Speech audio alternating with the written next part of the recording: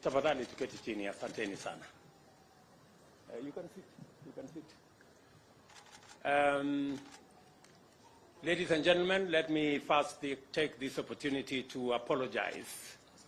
I know the media had been called here for earlier, I think 2-3 hours earlier.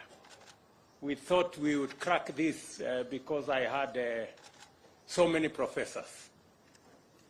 But I think the more professors we had, the more things got difficult. So, but let me apologize, but finally, we have a very good product. I am very proud of the agreement that has been reached between my officials at the Ministry of Education and the good people, the professors and the vice chancellors from our universities and the leadership of our TVET institutions. As Kenyans are aware, we've had a running problem almost for the last 30 years about university funding. All of us remember that the current fees that university students are paying were agreed 34 years ago, the 16,000. And it has remained that all the years. We're all aware that also that we have huge, serious crisis in the funding of our institutions of higher learning. Our universities and TVETs are struggling. Many universities have court cases. They cannot pay their lecturers. And statistics show that the 54 billion that we budget for university education is less than 50% of the requirement of our universities to carry out the curriculum being taught in our universities. As a result, universities have been forced to cut corners, if I may put it crudely, and look for alternative ways of trying to get our students taught. And therefore, it became necessary, and I did ask my economic team, led by Professor David Ndi, who is here, to sit down with our university vice chancellors. They've had many meetings. I have had many meetings myself with the team that was negotiating. I think I have had 7 different meetings for many hours. I am happy to announce to the country that finally we have a new funding model for our universities and our TVETs in the Republic of Kenya that will provide adequate resources that are predictable and that are adequate for the teaching of our children, because we believe that as a country, the single biggest resource we have as a nation is our human capital. And education is the instrument that we use to sharpen our human capital. Any underinvestment, any challenge in our education spells not very good news to our human capital. And therefore, I want to make the following statement. In recent times, higher education has experienced significant expansion, providing numerous high school graduates with opportunities to pursue a university degree or a college diploma or a certificate in a TVET. However, it also encounters various challenges, primarily due to the massive enrollments and inadequate funding. Most of our universities are sagging under a heavy burden of huge debts arising from unpaid staff salaries, unremitted statutory deductions, pensions, SACCO dues, bank loans, and unpaid suppliers. In total, our universities are indebted to the tune of 60.2 billion Kenya shillings, a figure that continues to grow every month. Similarly, the technical and vocational education training institutions, the challenge has been the increase in enrollment from about 90,000 8 years ago to 327,000, leading to a reduction in funding per trainee over the years from an average of 30,000 to as low as 17,000 a year last year. It is therefore crucial and necessary to develop a new funding model to address the financial challenges facing higher education. This new funding model does not increase university fees. Let me repeat that. This new funding model does not increase university fees. In the financial year 2022-2023, Kenya shillings 54 billion was allocated to university education, both as grant and as loans.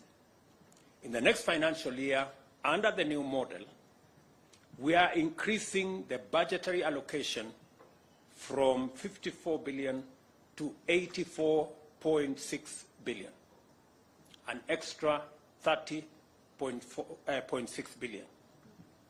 This is an increase of 56% and translates to an increase of funding per student from 152,000 to Kenya shillings 208,000, an increase of 37%. The budgetary allocation for TVETs will increase from 5.2 billion this financial year to Kenya shillings 10 billion in the, the budgetary allocation for TVETs will increase from 5.2 billion in the financial year 22-23 to Kenya shillings 10 billion in the financial year 2023-2024. The cost of training TVET students will be 67,000 Kenya shillings per year per trainee, and that is significant. Universities and TVETs will no longer receive, under the new funding model, block funding in form of grants based on differentiated unit costs. The government has resolved that university funding will henceforth be student-centered and be apportioned to individual students according to their level of need.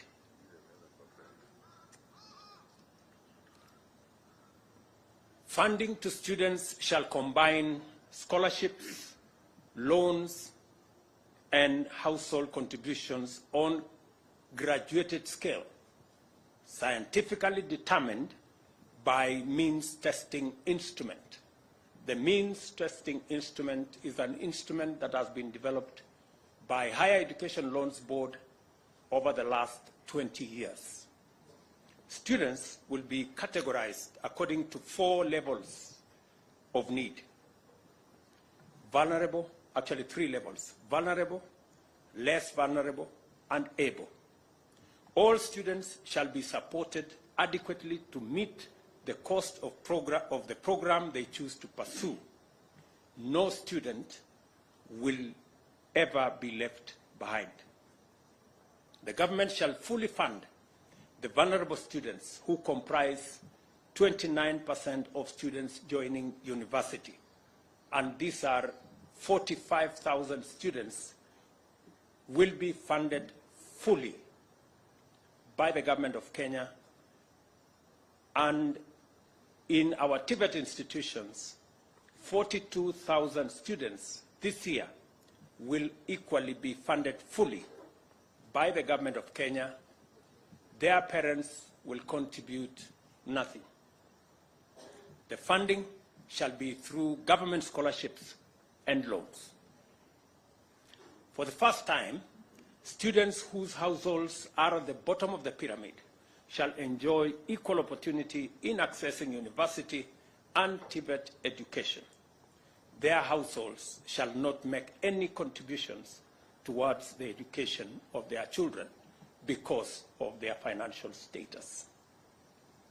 Students from less needy households joining university will receive government scholarship of up to 53% and loans from the government of up to 40%, a total of 93%. 7% will be contributed by their households to meet the university education. Category number 3, the able students from able households joining university will be funded through a government scholarship up to a maximum of 38% of the cost of the program and 55% in form of loans. Again, in this case, their households will pay only 7%. The difference between these two is that the less needy students will get more scholarship and less loan. The able students will get more loans and less scholarship. In the Tibet category, the less needy students joining Tibet will receive government scholarship up to a maximum of 50% and 30% loans from the government. Their households will pay 20% of the cost.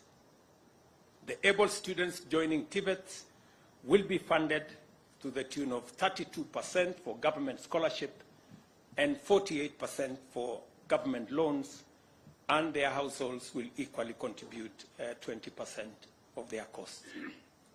Universities will therefore be required to declare and publicize the actual cost of their programs. No public university shall levy additional charges or raise its fees without the approval of the University Funding Board. Students who are eligible shall apply for government scholarships, loans, as well as bursaries from complementary funding agencies, including county governments, the national government constituency development funds, and private companies. The University Funding Board shall share information with students on availability of sources of funding through its portal and streamline the application program. The new model of funding higher education to be implemented effective this academic year 2023-2024 will commence with a new cohort of 173,127 students joining universities and 145,325 students joining Tibet. All continuing government-sponsored students shall be supported in line with the previous existing funding model. Starting from 2023-2024 academic year, the process of placing students to universities and Tibet shall not be linked to funding.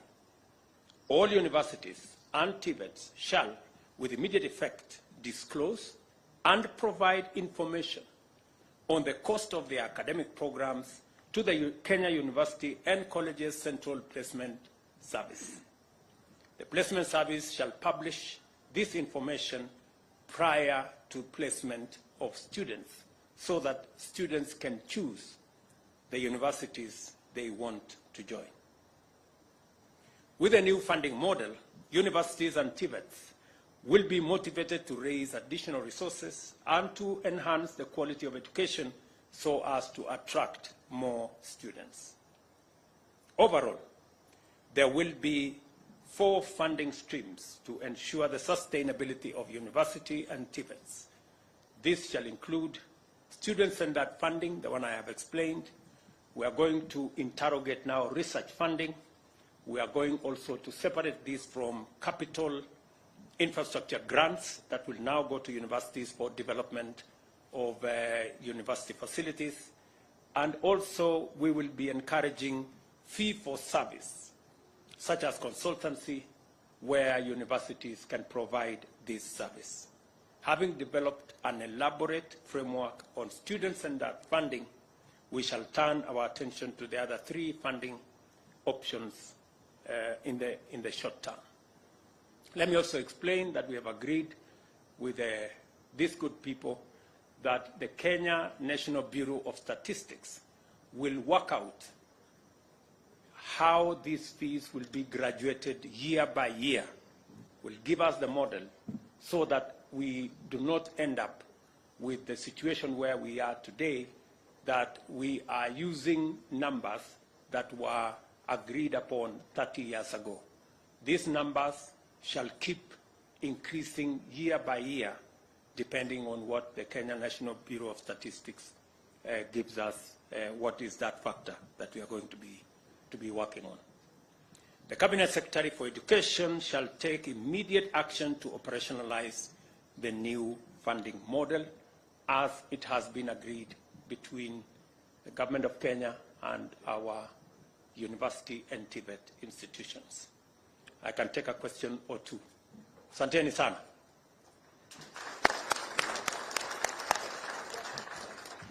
Kuna maswali pale?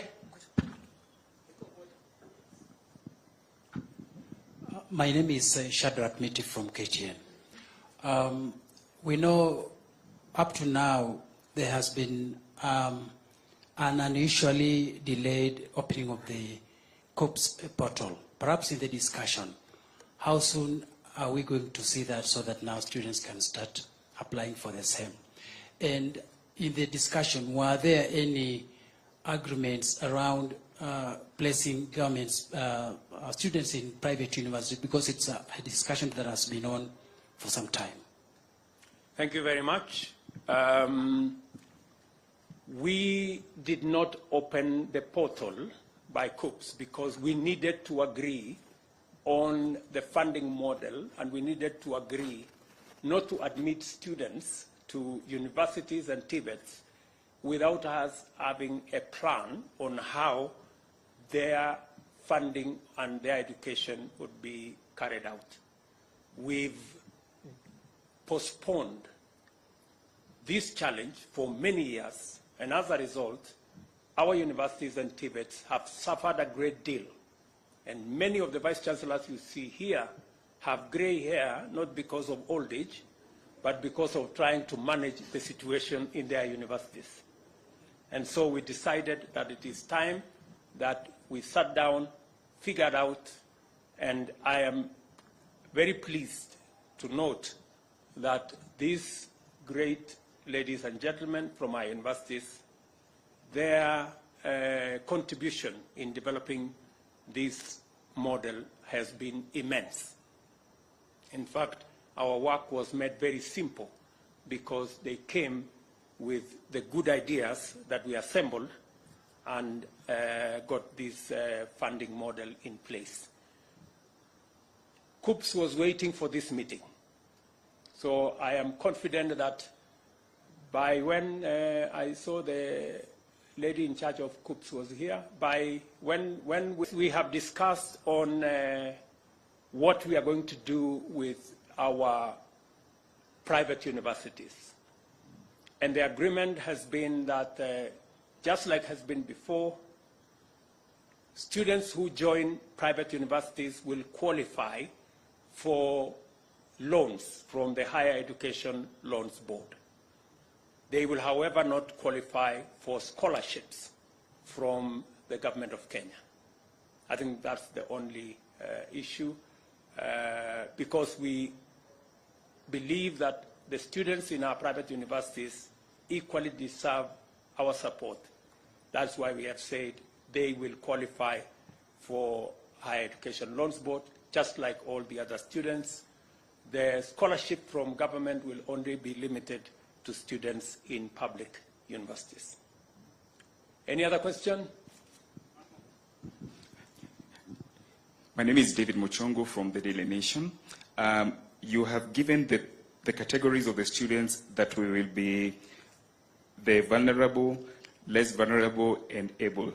Do we have a formula of working that out so that we weed out fraudsters? Yes, it is exactly the point why we have, and as I told you, we have a means testing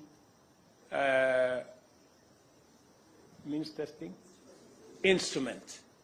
We have a means testing instrument that has been in the works since I was at the university, almost 25, 30 years ago. And it has been refined, and it is scientific, and I am confident that it can deal with the challenge of fraudsters. Maybe give the mic to Mr. Ingera, I think he's in our midst, to speak to that particular subject. Mr. Ingera is the means testing instrument able to deal with the challenge of fraudsters trying to take advantage of our university funding program. Thank you, His Excellency. I can confirm we have a lot of linkages with Kenya Revenue Authority. Maybe you can look at those cameras so that... Yes, I want to confirm that the means testing instrument has linkages with the Kenya Revenue Authority, the Registrar of Persons, and we fetch data from all these people. Remember again, the local chief has to sign off that form, and also your local pastor. So if you have to lie as a fraudster, then you lie with all those good people. Thank you. Okay. Finally, I think we are good. Situachi hapo, niko na wageni wengine, poleni wadosi. I will look for another opportunity we can talk. Asanteni sana. Thank you.